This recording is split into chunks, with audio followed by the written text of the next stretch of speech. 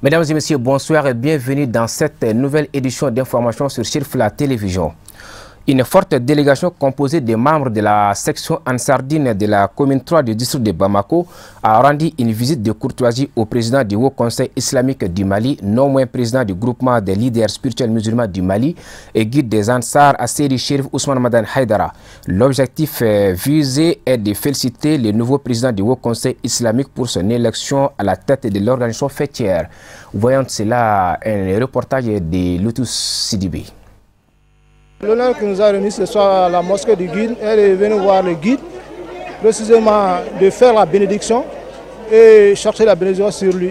Ensuite, tous les militants de la commune 3 remercier le guide d'avoir accepté de notre visite ce soir à la mosquée. Vraiment, on est très content d'avoir fait cet événement ce soir. Donc, on remercie tous les militants de la commune 3, précisément la section Bamako, ainsi que tous les militants dans le monde entier. Bon, mon dernier mot, comme on est dans le nouvel an, précisément à Choura, donc on demande la bénédiction à tous les militants et précisément tous les musulmans dans le monde entier de faire la bénédiction sur notre guide spirituel, à Seydi Chérif Ousmane Madani Haïdara, que Dieu donne une longue vie, précisément la santé, la prospérité.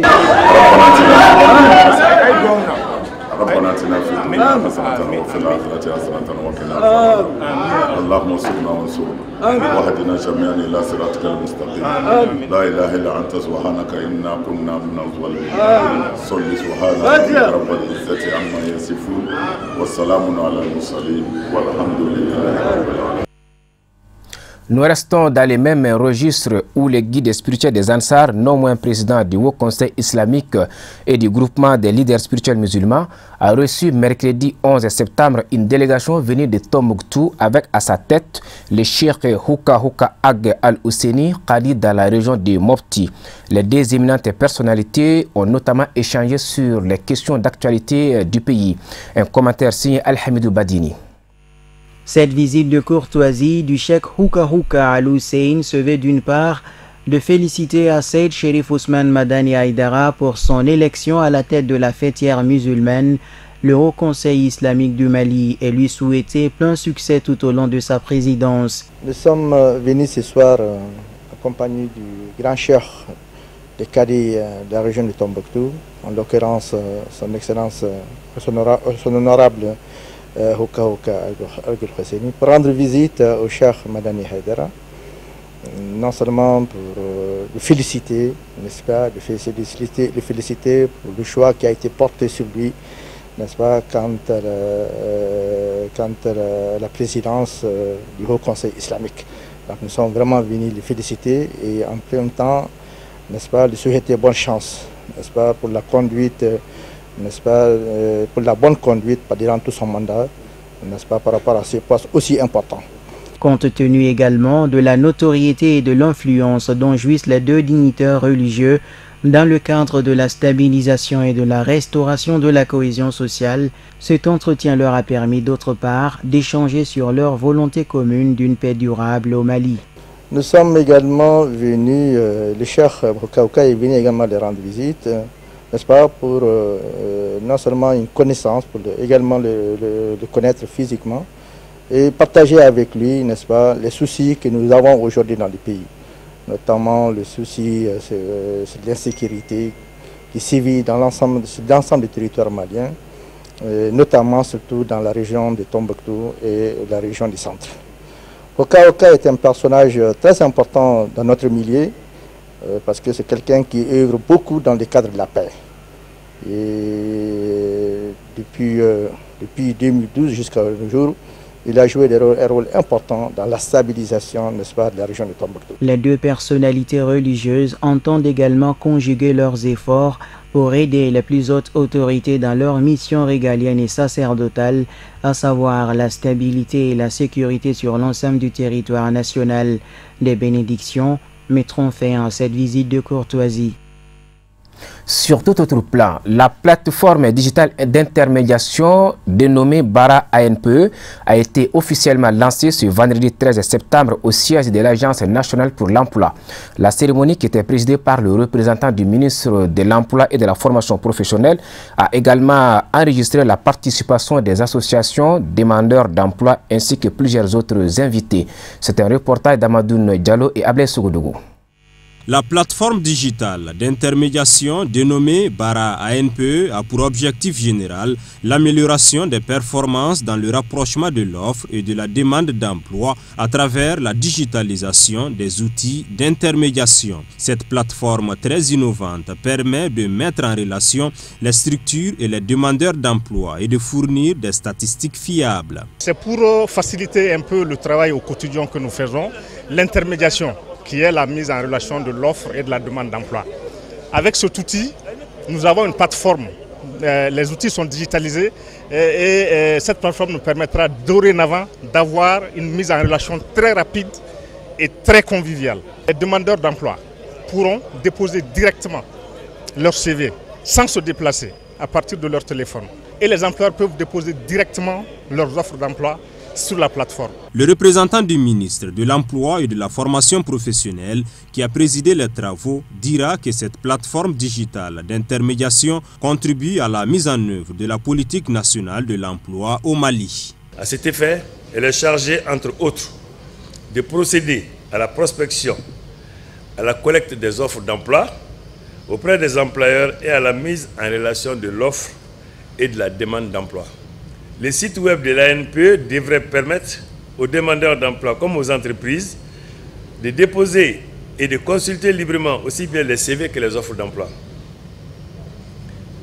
Un outil informatisé devrait permettre d'assurer le suivi des demandeurs d'emploi, la relation entre l'entreprise et le traitement des offres d'emploi, d'où la nécessité de créer des conditions de fonctionnement et d'organisation normales. C'est dans cette dynamique et pour accompagner les mutations numériques incontournables conformément aux dispositions pertinentes du PSD, que l'ANPE propose ces services en ligne en temps réel en vue d'améliorer de façon significative ses offres de services en matière d'intermédiation et faire de l'ANPE un service public d'emploi performant, adapté aux exigences du marché de l'emploi. Rappelons que l'application Bara ANPE est composée de 3 logiciels et d'un système d'alerte SMS, tous connectés en temps réel à une base de données centrale. L'objectif est de fournir pour tous les pays une base de données unique de recherche d'emploi. Une présentation détaillée de l'outil d'intermédiation avec des démonstrations a mis fin à la cérémonie de lancement. La Fédération des soniqués du Mali a organisé une conférence de presse à son siège SIG à Korofina en commune 1 du district de Bamako. L'objectif vise à informer la population sur le lancement officiel de la FESO Mali prévu pour le 28 septembre 2019. C'était le mercredi 11 septembre en présence de la présidente de la dite fédération.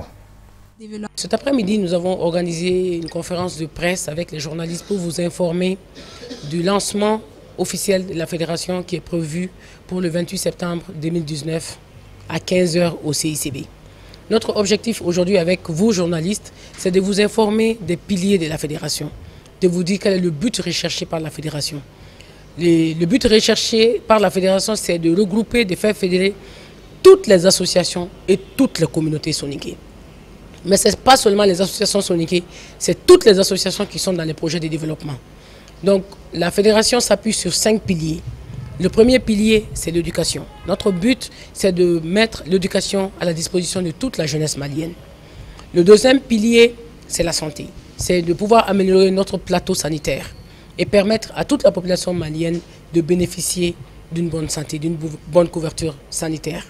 Le troisième pilier, c'est le développement. Et nous savons qu'avec tout ce qu'on a comme déboire par rapport à l'immigration, par rapport au chômage des jeunes, par rapport au fait qu'ils ne vont pas à l'école, nous avons besoin d'initier des projets de développement au niveau du Mali pour pouvoir occuper ou sinon retenir notre jeunesse au niveau du Mali. Donc le quatrième pilier, c'est le social. Parce que comme j'ai l'habitude de le dire, nous faisons des tontines pour aller donner des pains quand une femme accouche. Nous faisons des tontines pour aller donner une contribution financière. Mais nous pouvons de la même façon utiliser ces tontines qui sont issus de notre culture pour aussi créer des entreprises. Nous pouvons utiliser cette tontine pour pouvoir gérer les coopératives et les regroupements ensemble. Donc notre objectif, c'est de partir de notre organisation sociale pour en faire un projet de développement pour la jeunesse. Et le cinquième, qui est le dernier pilier, c'est la culture. Et si nous sommes tous regroupés et que nous nous taguons pour dire que nous sommes des Maliens, c'est parce que nous partageons des choses ensemble. Nous partageons notre espace géographique ensemble, nous partageons notre culture, nous partageons notre passé. Donc nous sommes redevables vis-à-vis de notre culture. De ce fait, c'est le cinquième pilier, nous ne pouvons rien avoir sans notre culture. Donc la fédération, le lancement officiel de la fédération est prévu, comme j'ai dit, pour le 28 septembre au CICB, pour relayer l'information, pour expliquer les buts de la fédération, pour que tous les Maliens puissent comprendre que nous avons créé cette fédération pour en faire un outil de développement, pour en faire un outil d'aide pour le Mali et pour la jeunesse malienne. Donc nous comptons sur vous pour que vous soyez tous des ambassadeurs pour la fédération. La FESO Mali, c'est aussi un monde, c'est agir pour un développement meilleur. Le dernier mot, j'en appelle au sens élevé du devoir et de citoyenneté pour tous les Maliens. Je vous appelle pour que nous soyons un et indivisibles, pour que nous incarnons les valeurs du Mali, pour que nous soyons ensemble, parce que nous savons qu'il n'y a que de bonnes choses qui peuvent naître du regroupement, de l'union et de la solidarité. Donc nous appelons tous les Maliens à unir les forces pour un développement meilleur de notre pays. Alors pour adhérer à la fédération, ce n'est pas des personnes physiques qui adhèrent à la fédération, ce sont des associations ou des communautés qui adhèrent à la fédération. Et pour ça, il faut déjà accepter les statuts et les règlements intérieurs. Une fois que vous avez accepté ça, vous venez avec la copie de votre récépissé. Et avec la copie de votre récépissé, nous avons une fiche chez nous que nous appelons la fiche d'adhésion. Donc vous signez, vous remplissez la fiche et un responsable de l'association signe la fiche. Et à partir de cet instant, c'est l'adhésion officielle au niveau de la fédération. Et les bénéfices que vous tirez de ça, c'est que vous pouvez bénéficier des projets que nous avons, des fonds que nous allons avoir ou des activités que nous menons au niveau de la fédération. Donc vous devenez un acteur actif au niveau de la fédération. Conformément aux avis recueillis auprès des partis politiques et de la société civile, le gouvernement algérien a adopté 2 projets de loi relatifs à l'organisation de l'élection présidentielle. Il s'agit notamment de la création d'une autorité nationale indépendante d'organisation et de surveillance des élections. Voyons tout cela en commentaire avec Kafne Batili.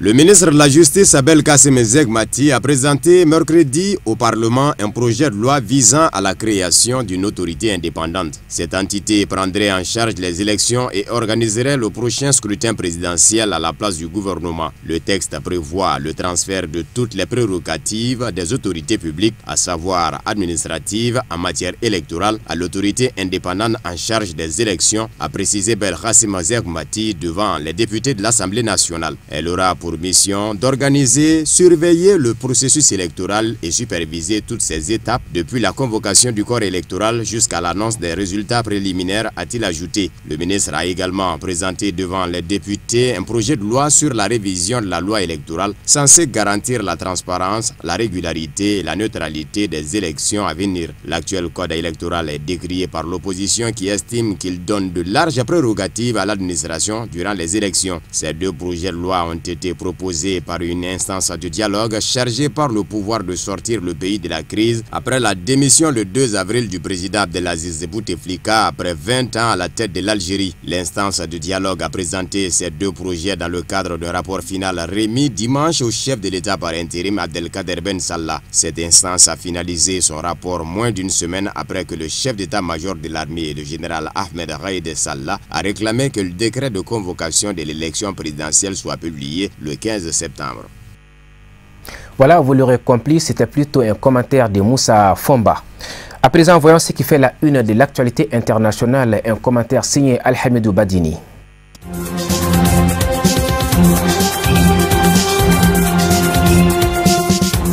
Saïd Bouteflika, frère du président déchu algérien Abdelaziz Bouteflika, ainsi que les généraux Toufik et Targag et la femme politique Louisa Hanoun sont poursuivis pour complot. Celui qui a dirigé les puissants services secrets algériens durant 25 ans, son successeur Atman Targag, ex-coordinateur des services de renseignement, et la chef du Parti des travailleurs, Louisa Hanoun, vont comparaître le 23 septembre devant le tribunal militaire de Blida, à 50 km au sud d'Alger, a indiqué Maître Miloud Brahimi. La justice militaire les avait inculpés d'atteinte à l'autorité de l'armée et de complot contre l'autorité de l'État, des crimes pour lesquels ils encourent 5 à 10 ans de prison selon le code de justice militaire. La défense avait admis que Louisa Hanoun avait participé à une réunion avec Saïd Bouteflika et Toufik le 27 mars, au lendemain d'une déclaration du général Ahmed Gaïd Salah demandant publiquement le départ du pouvoir d'Abdelaziz Bouteflika.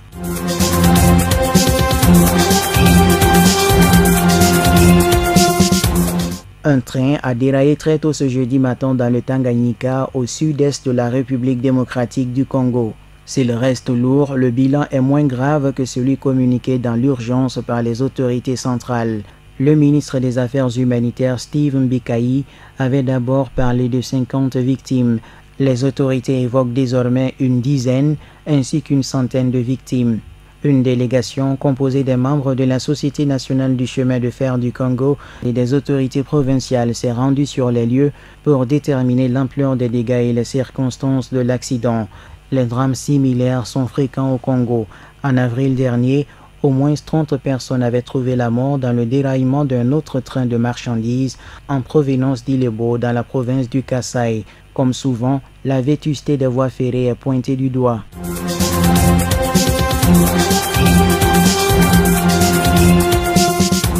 Après plusieurs jours de négociations avec le ministère de l'Éducation, l'institution catholique Sainte-Jeanne d'Arc de Dakar a décidé de réintégrer dans ses classes une vingtaine de filles voilées qui en avaient été écartées. Après un long bras de fer avec la direction de l'établissement, les autorités ont obtenu de l'institution privée catholique qu'elle réintègre dans ses salles de classe les 22 filles qui en avaient été écartées à la rentrée du 4 septembre dernier pour cette année scolaire. Cette interdiction avait rapidement enflammé le débat national autour de la laïcité et de la cohabitation religieuse dans un pays composé à 95% de musulmans. Les élèves porteront l'uniforme assorti d'un foulard de dimension convenable fourni par l'établissement et qui n'obstrue pas la tenue, a finalement fait savoir le ministère dans la nuit du mercredi à jeudi au sorti d'une longue réunion avec la direction.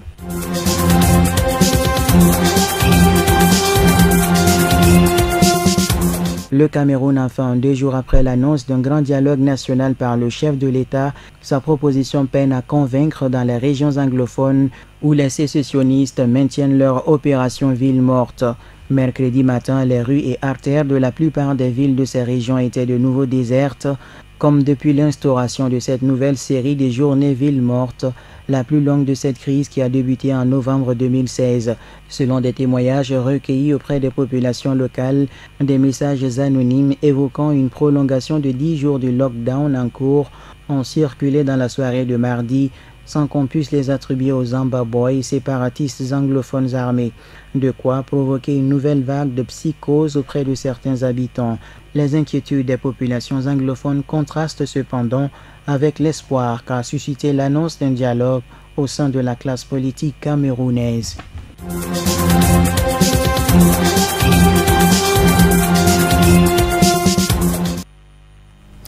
Ainsi se referme ce journal que nous vous remercions d'avoir suivi. Excellente soirée en compagnie des programmes de Cherifula.